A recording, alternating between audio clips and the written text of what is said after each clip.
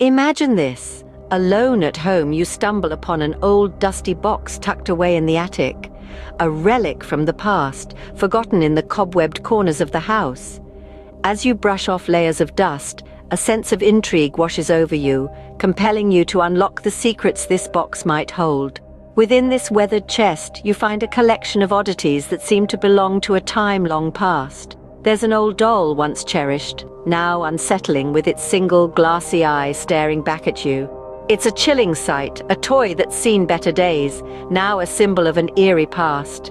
Next, you pull out a faded photograph, a snapshot of a family from a bygone era.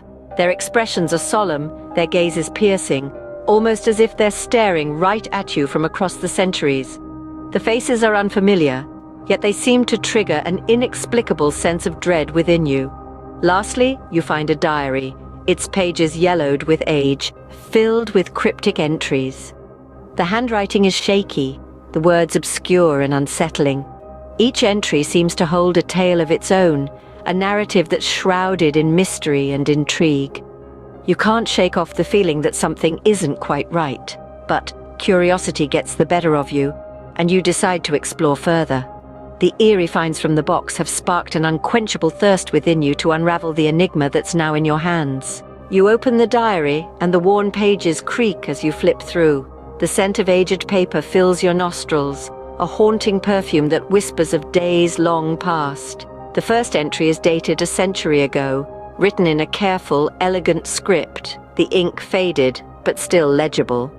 The diary tells the tale of a person from another era, living within the very walls of this house. A life filled with ordinary joys and sorrows, mundane days and special moments, all chronicled within these brittle pages. But as you delve deeper, a sense of unease begins to creep in.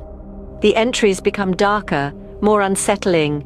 The writer speaks of strange noises in the night, of shadows that move of their own accord, of a feeling of being watched. The diary becomes a chronicle of fear. The writer's once elegant script grows jagged, rushed. They speak of sleepless nights, of unexplainable occurrences, of a growing dread that something sinister lurks within the house. The once mundane diary entries have transformed into a desperate plea for understanding, a frantic recount of terror-filled nights. A cold dread fills you as the entries become more frantic. The writer talks of seeing things in the corners of their eyes, of whispers in the silence, of a presence that refuses to leave. The once charming house is painted as a prison of fear, each entry a testament to the writer's growing terror. Each word, each phrase, adds another layer to the palpable suspense. You can almost feel the writer's fear seeping through the pages, their desperation becoming your own. The diary's secret is a tale of horror, a chronicle of a nightmare lived within these very walls. The final entry sends a chill down your spine. It reads, "It's here.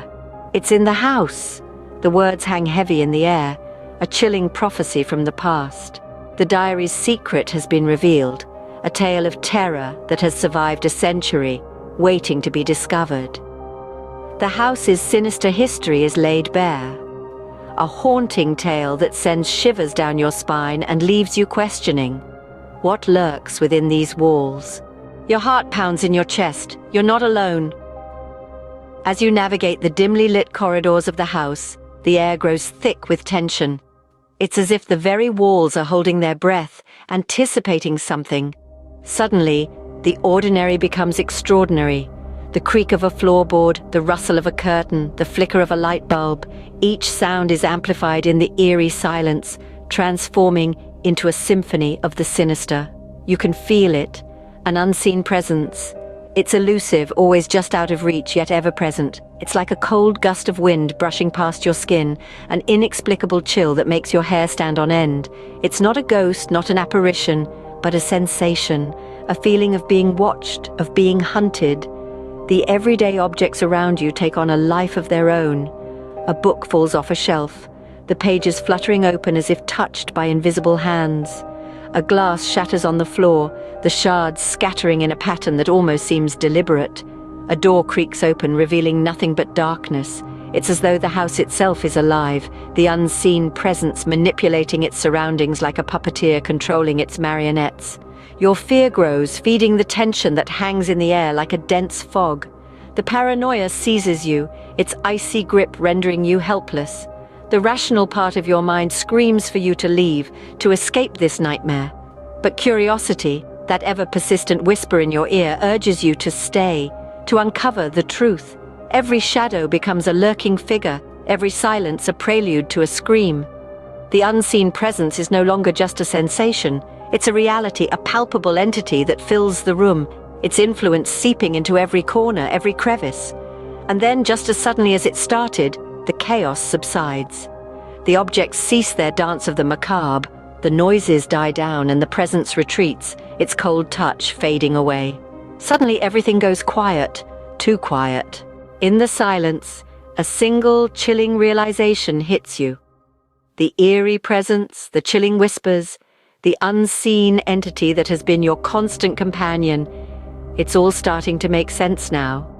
The spectre you've been feeling is none other than the restless spirit of the author of the diary. The diary, filled with anguish and despair, was the author's final testament, a desperate plea for peace.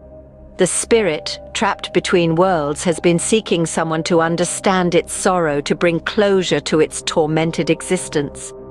You're not just a passive observer anymore. You've become a part of this spectral play, the last actor to be cast in a drama that transcends the barrier of life and death. The suspense is at its pinnacle now.